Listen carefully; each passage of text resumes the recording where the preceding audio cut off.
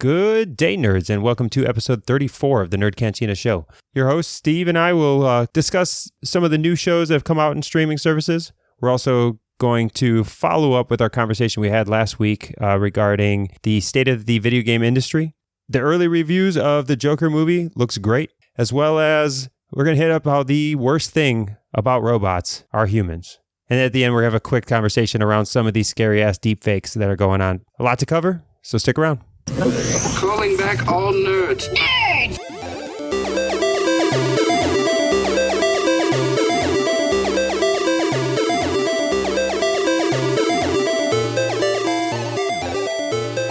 All right, welcome back, nerds, to episode 34. And not a lot going on in the movie world lately. No big major releases happening, and Steve's been busy, so no new YouTube reviews or anything. But what we have been checking out is some of these new streaming services, some of the shows that have taken place.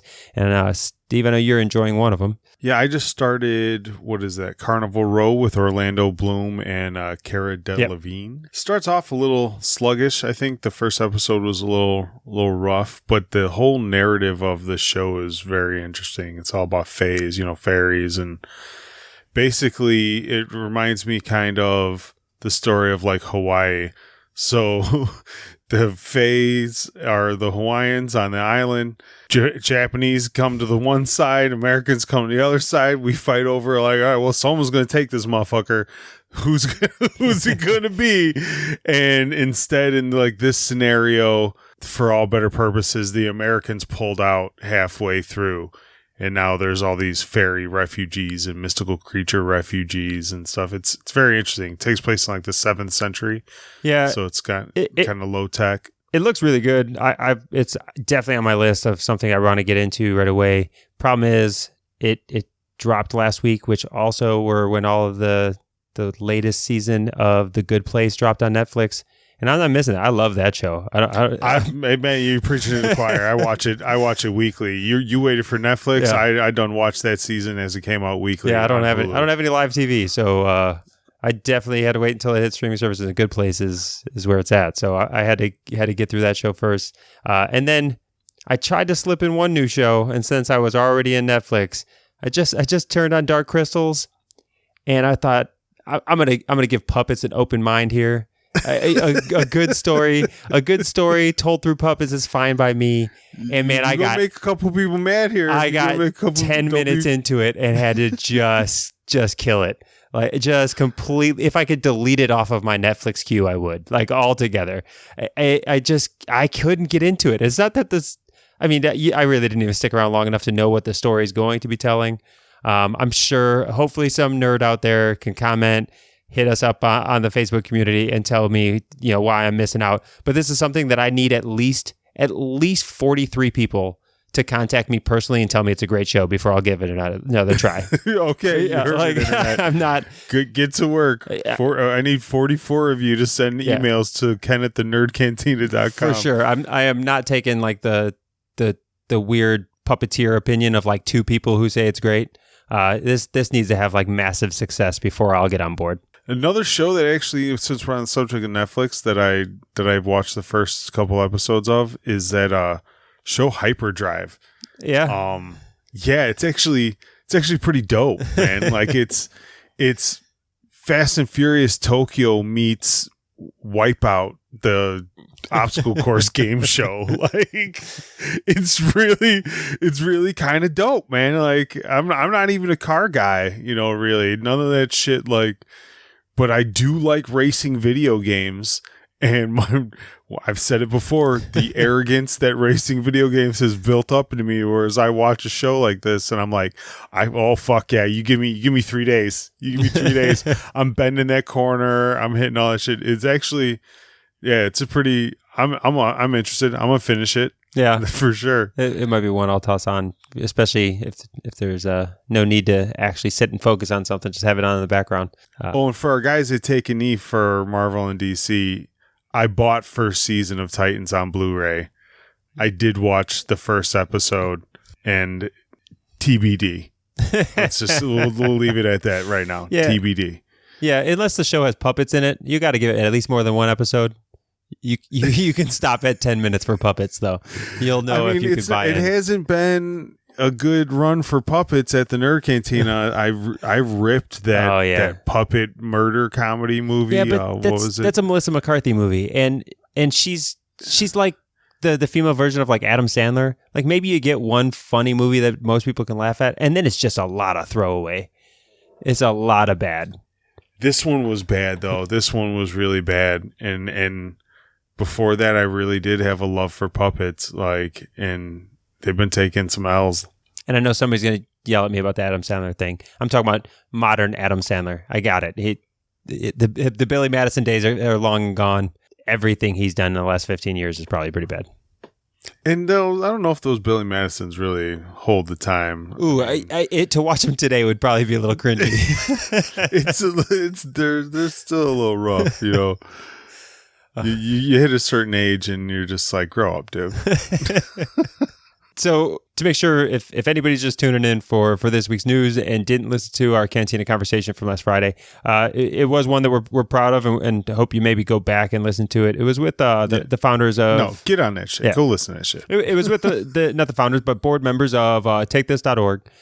3 of them came on, so 3 people much smarter than the 2 of us, and they provided greater depth into a paper that they discuss about the state of the industry and mental health of those who are working in the video game industry.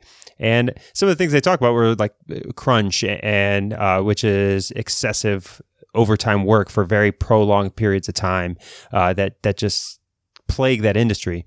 And then recently on the Joe Rogan podcast, you've got John Carmack, who comes on there, who was the creator of Doom and Quake, and he goes on there and he talks about how crunch, that's not a thing people should care about. That should not be regulated away. It should not be anything that people are talking about. That's just a part of being a developer, and that's what makes the game industry so great. And he talks about it in this nostalgic way. At the same point, talking about it and how he doesn't think it's a cultural issue. It's like, dude, that's all the video game culture. Like you are the embodiment of that video game culture. It's where it's not management. It's not necessarily. It's like this weird expectation that in order to be in that industry, you have to work 80 hours a week or just find a different profession. This is the owner of 5 huge video game titles saying, no, it's not a big deal. And it's like, yeah, way to set the tone, asshole. Well, way to set the tone. What I was glad to hear was in that podcast, he talks about how he's never taken a management role and he's still developing games at this point. He never wanted to be CEO. Well, it shows. Like you don't know how to deal with people and manage people. Just because you're about that life doesn't mean that it's not proven to be unhealthy and you shouldn't have to hold everybody up to that standard. I'm a small business owner and I know that for me to expect an employee to work as hard as I do and do as well as I do is a little bit high. You know, I expected 70%. I'm trying to settle for 60. Like, you know, and speaking of crunch, like, yeah, I did my own personal crunch this week. You know, I'm a small business owner. I literally worked from 8 a.m. until 2 a.m. on Thursday, from Thursday to Friday. And bro, I wanted to die. I wanted to die by 1 a.m. when we were trying to wrap up, and this last little thing is giving me a pain in the ass. I'm swearing at everybody and nobody at the same time. I'm just walking back, motherfucking everybody. Because you didn't learn anything from your watching of the show Awake. Yeah, I mean, bro, I told you I got that game. I got that game. But like, yeah, like it was so mentally draining. Even the next day, like I woke up on barely any sleep, just exhausted, and I could tell I was not functioning at 100% at all. And then, like I said, you've got an icon in the industry, somebody who owns these companies, who is just outright saying, no, he doesn't think this is an issue. And the people who are good developers and the people who care about their craft are the ones who are putting in the work. And those who aren't, maybe it's not for them. And that just, it really hammers home the conversation we had last week, talking about just this and talking about how it's really a cultural issue. It's not necessarily even shitty managers forcing people to work. It's it's just everybody in that industry. It's a mind state. And it is broken, and it will break those people. It'll continue to cause mental health problems, mental health issues with those individuals who are working and living in those conditions. It doesn't matter how dedicated they are when they're in their early 20s. When they're 40 and they're still expected to work that way, and they're sacrificing time with family and everything else, it contributes terribly to mental health. And like this isn't exclusive even to just like our nerd community, you know. I mean, we could equate fantasy football to nerds, but I mean, look at the backlash Andrew Luck got for retiring after realizing he played a few snaps in the preseason, realized that his body's broken, he's mentally not there. And he retired, and you have half the country. They booed this man on the way out. They booed this man because he gave up on his team. Like that whole mentality of you sacrifice your soul for you know, sports fandom in that case, you know, tech fandom in the other case. This mentality of your health is secondary to a X goal in mind, whatever it may be, it's insane how rampant it actually is.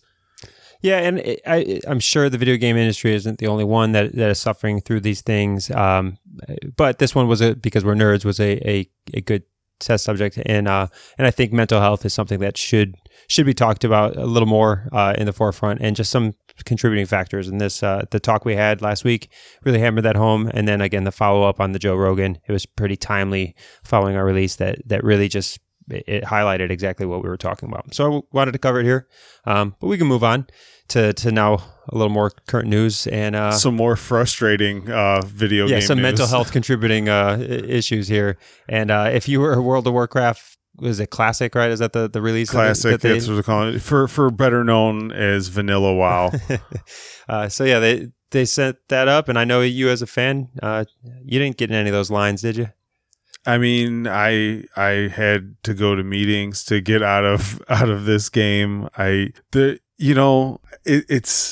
like it is an addiction. Like it has addictive properties, and like this was just like sliding a bag of the purest heroin in front of an addict, getting everybody back on.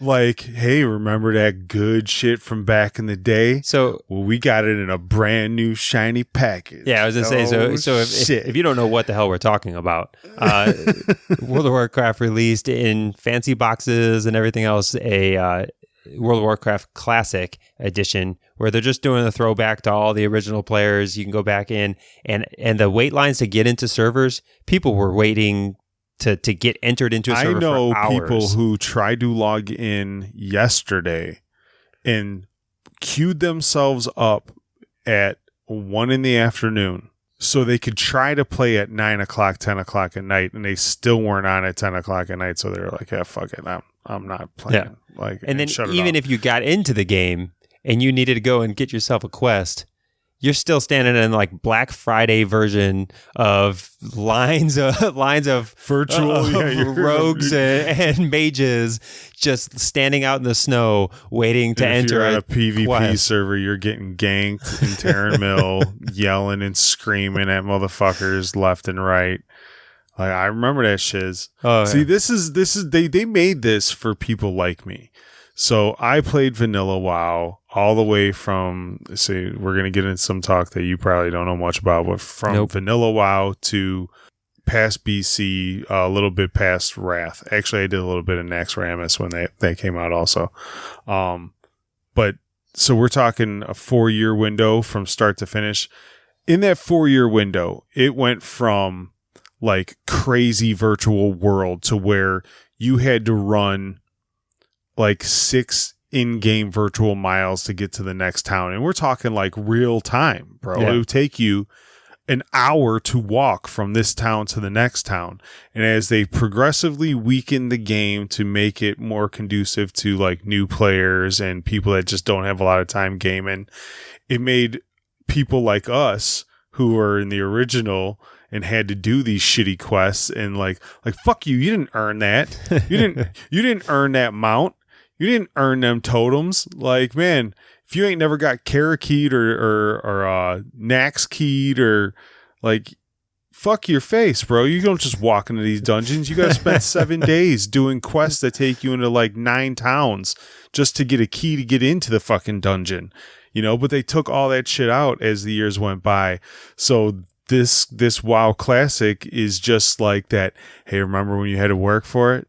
Remember? They just hit you with them South Park member berries, and it got met. Like half my old guild is back on a server right now, trying to go. I was a GM for 3 years. Like it was. So yeah, a lot of my officers and friends that I still talk to that we all left WoW, they're all back in it again. You know, when they brought pandas in the game, it got a lot of people to come back. Everybody wanted to play as a panda, especially my Asian friends. Shout out to them Asians. And they got everybody back with the pandas, and now, yeah, they got us old heads that want to walk 5 miles, you know, for an hour. Like, I don't know why we do it, but it just gives us some kind of weird pride. Yeah, I mean, that was just a game that got popular at a time that there was just no way I could do it. And again, I don't have time in my life to be the nerd I want to be. I think I would have 100% been deep into that game had I been able to. And it's like, you know, one of those games to where like people like us, like if you're going to do it, you're going to do it right. You know what I mean? Yeah. Like I'm not going to go half-ass into this fucking mage. Like, no, I'm going full head on in, like, and you get immersed. You know, it's got its own economy. It's got auction houses and stuff. So you make all these things, and like you find yourself like playing the stock market of the auction house. Like if I put my materials up on Tuesday's when raid or when server resets, so everybody's looking to raid on Tuesday nights. They're gonna need them potions. I put my potions up on Tuesday morning. They're gonna sell for a high price. You try to sell that shiz on Saturday, you're assed out.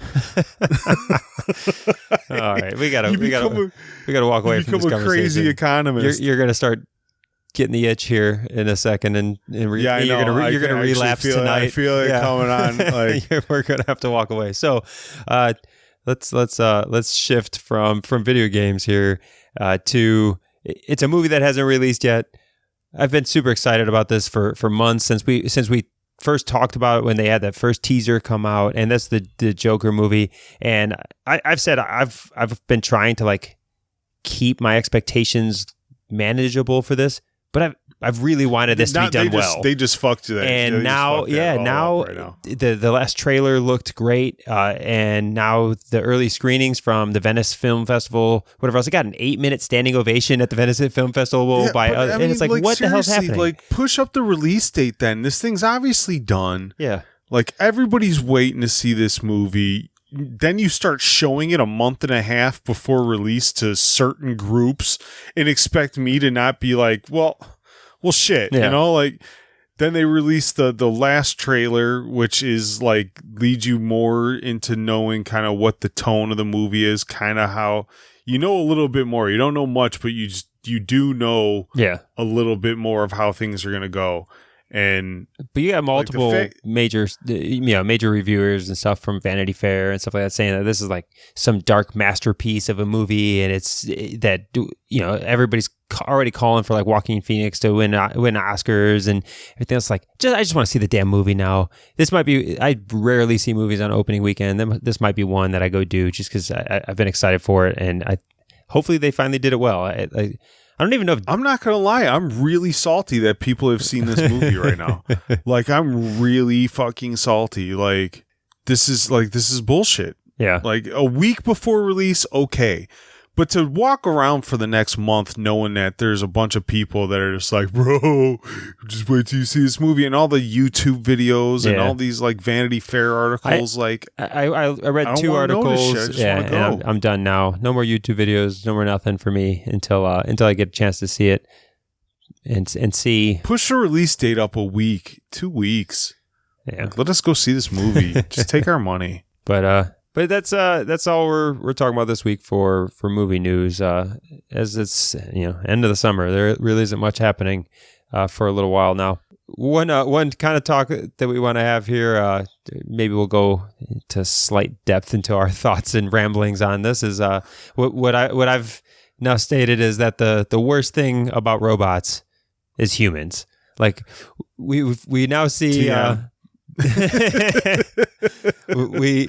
we see the hitch bot that a while ago.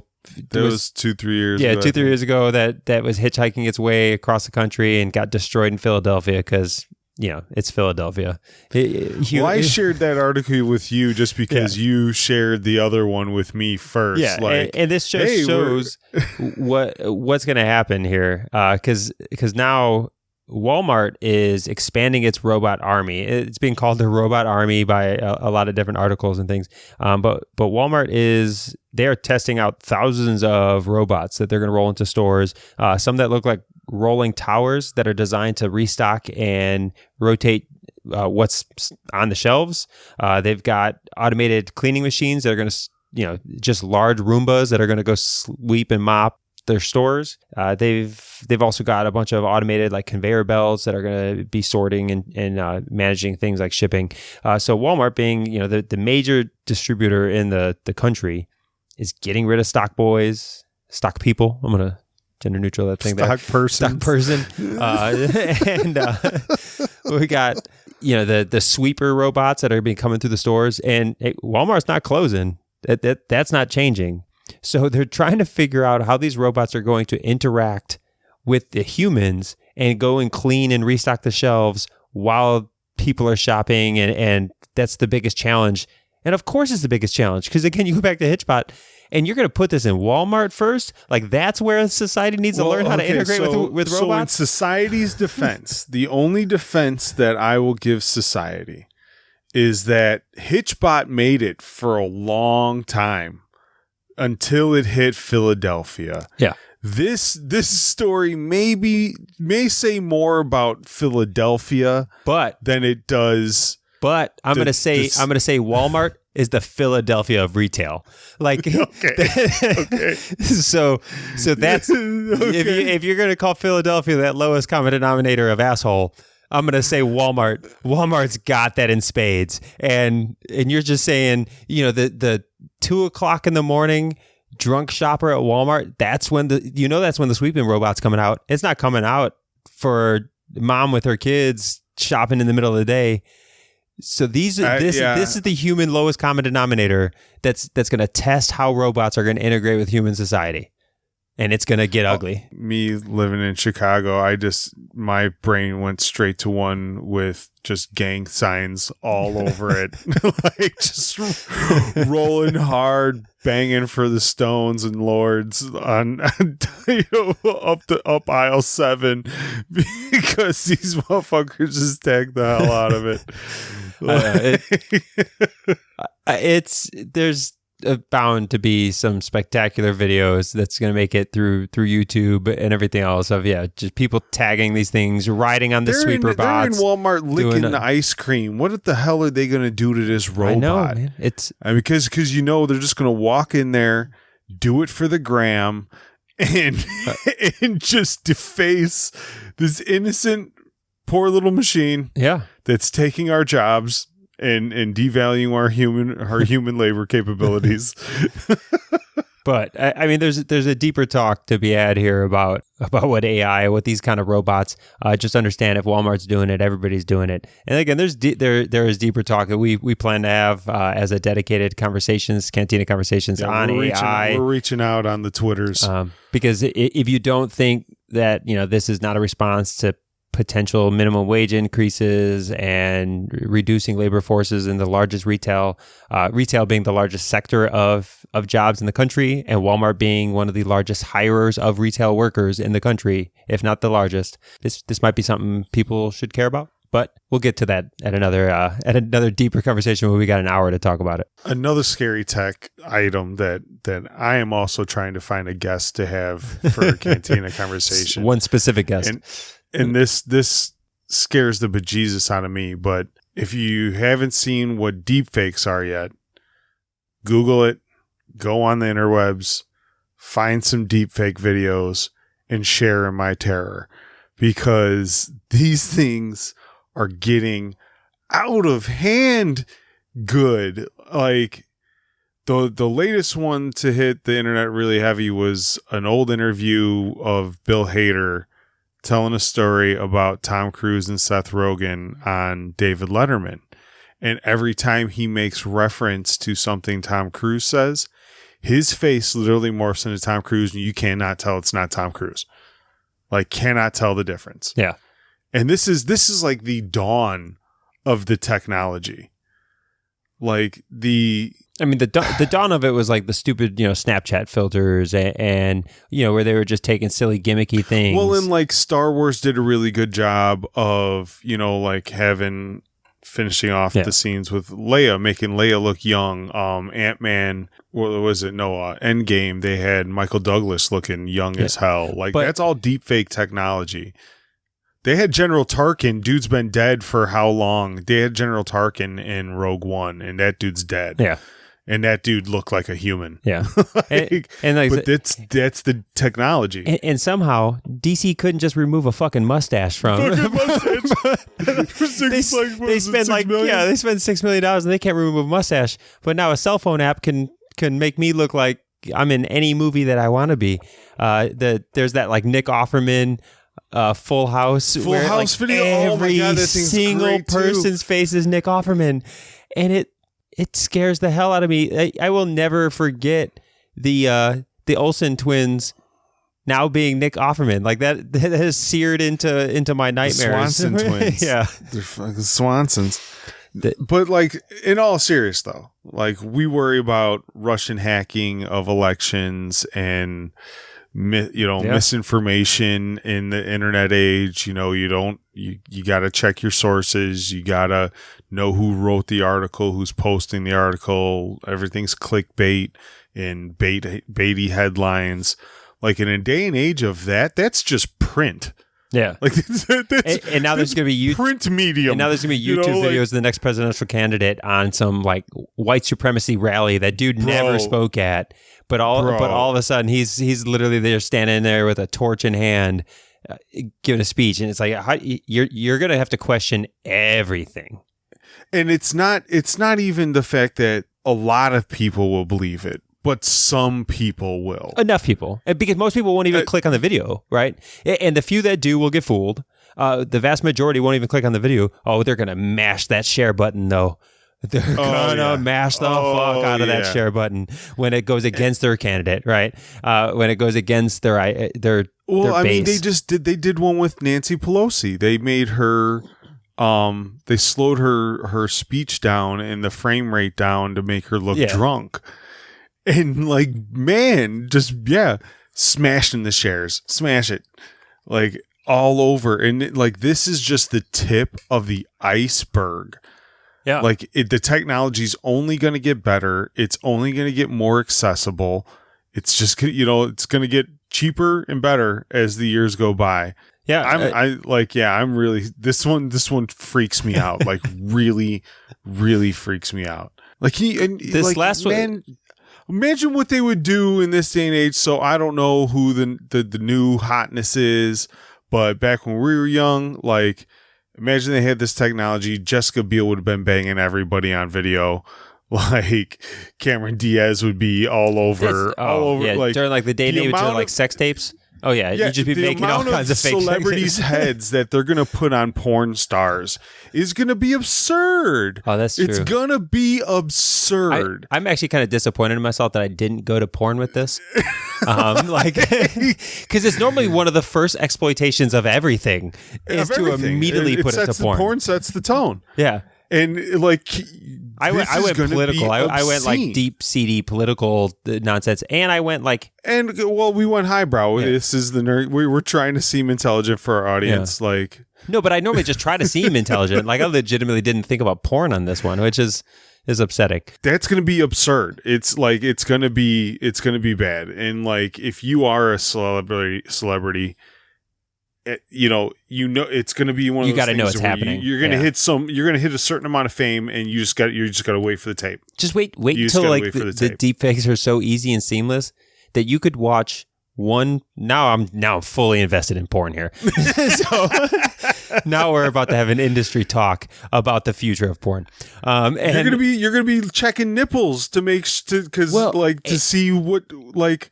well, I know that body. That body's this, and like. Well, it'll seriously get to a point where porn stars they don't really need to have a face. I could just start watching a video and choose from one of any celebrity I want. It'll in real time just change it to that person.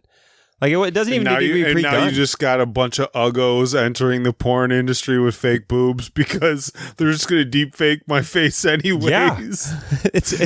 so every again, this is how. Oh, this is so horrible. This is so horrible. This is how you go defeat AI. Is you just open up jobs in other industries like porn. So this is the technology industry. This is it. Like this, yeah.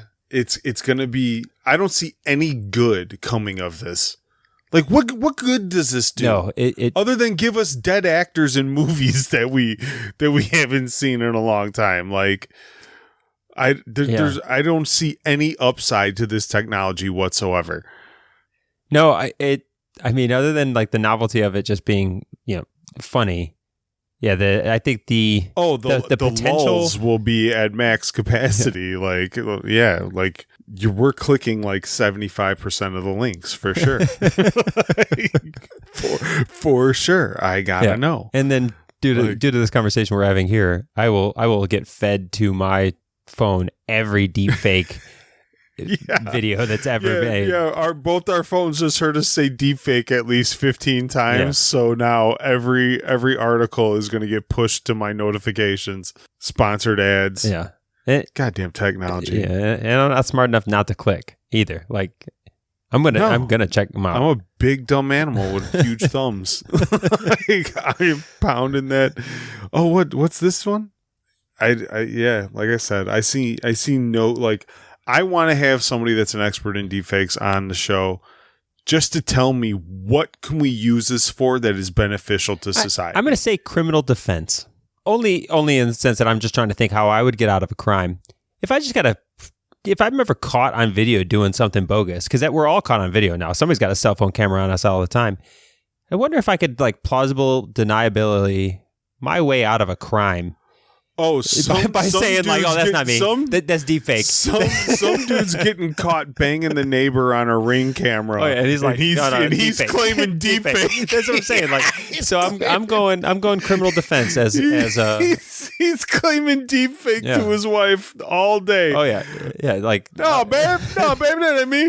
Yeah, bitch, deep fake me. No, yeah. Somebody. No, that's the mailman. That's the man. Look at I don't walk like that. I don't. Oh God. Yep. So I'm going criminal defense. Plausible deniability is created by deepfakes. I can walk my way out of some kind of crime in the future for this. Oh man, for sure somebody's getting caught on a Nest camera somewhere and is claiming deepfakes if they haven't already. No, I was just thinking that. Like I wonder if I search right now if I could find a defense that's already existed of somebody stating they were framed by a deepfake. It probably does exist already. Well, like the most common one, it's not gonna be on any media. Like I don't think we're at the point now where like the local bank robber is gonna claim deepfake in a courtroom that's actually gonna get recorded and put out there.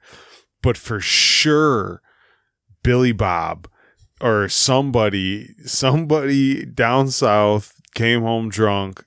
Yeah, there's all kinds of local people getting caught on Ring cameras claiming somebody had to claim the deep fake excuse by now.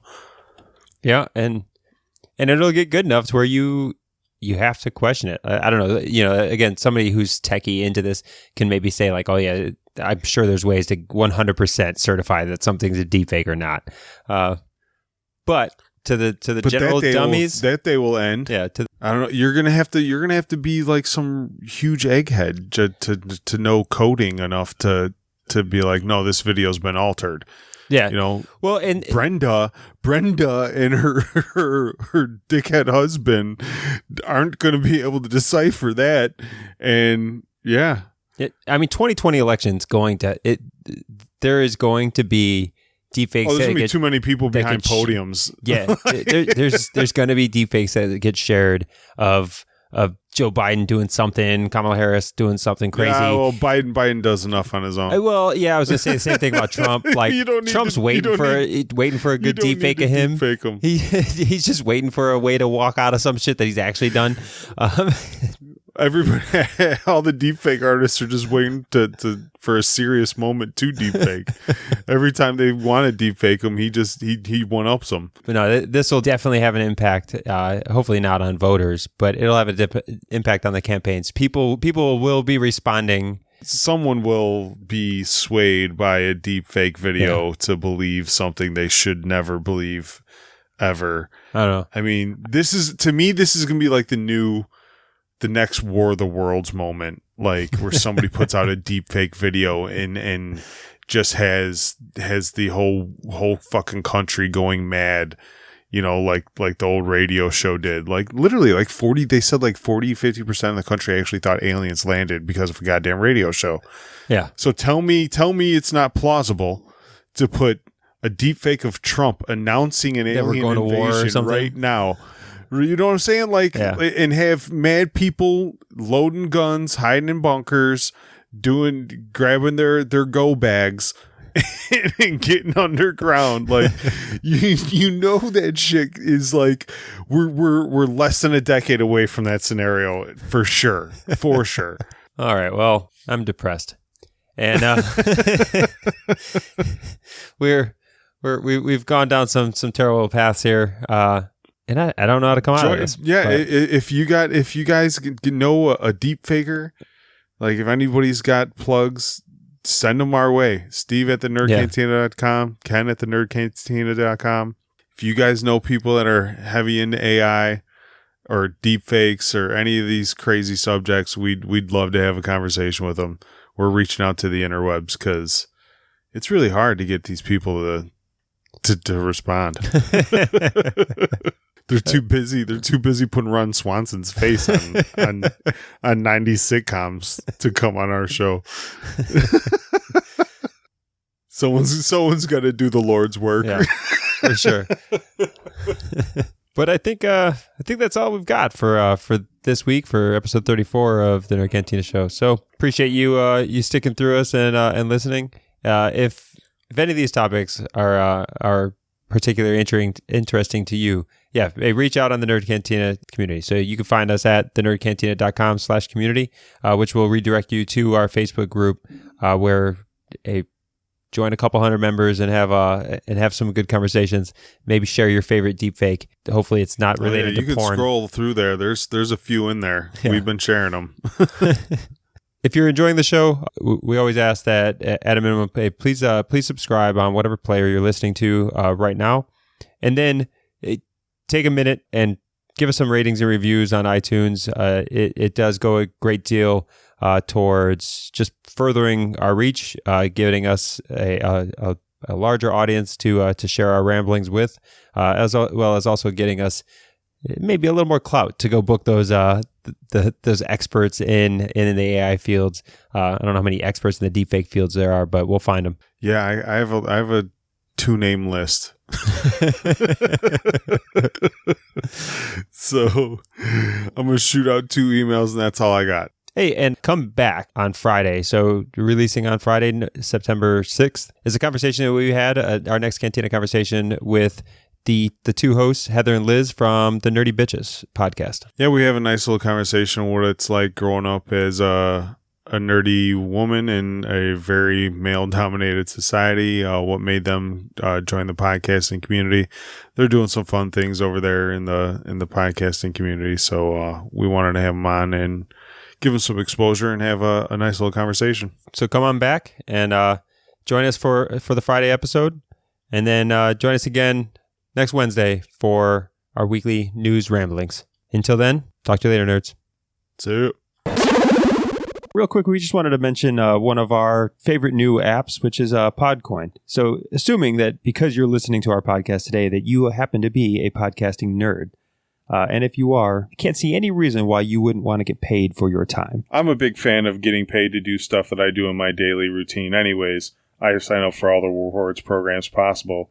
And with Podcoin, you actually get paid to listen to podcasts. So every minute that goes by that you're listening to your podcast, you are throwing away potential money. So go ahead, download Podcoin app on either through iTunes or through the Google Play Store. And when you sign up with the promo code Nerd Cantina. One word. That'll get you 300 free coins towards your account and get you on your way to earning that first reward from either Amazon gift card, Target gift cards, all kinds of things. You could also donate your coins to your favorite charity that they offer. If you're going to be listening to the podcast anyways, you might as well get some free stuff for doing it. So download the Podcoin app, put in the code the Nerd Cantina, get your free coins, and start earning money while you listen to our show.